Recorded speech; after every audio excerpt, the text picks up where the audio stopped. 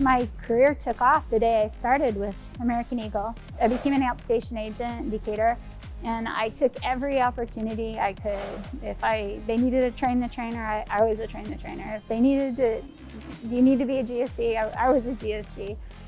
We need somebody to be trained on cargo, I was trained on cargo.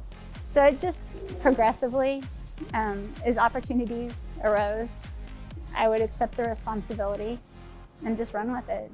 But I really wanted the ramp, and I've been on the ramp for 5 years now.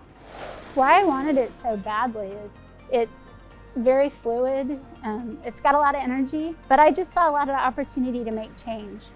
What you need to know in my role is you need to know how to do everybody in your team's job. So I need to be able to support the tower. I need to be able to support the passenger service team, the baggage operations team. You have to have operational knowledge. I do a little bit of everything. My leadership style, I like to empower people, give them what they need, encourage them. Since I've been here at DFW, Jose has been my biggest mentor. I would not have been successful at this job if I had not had his support.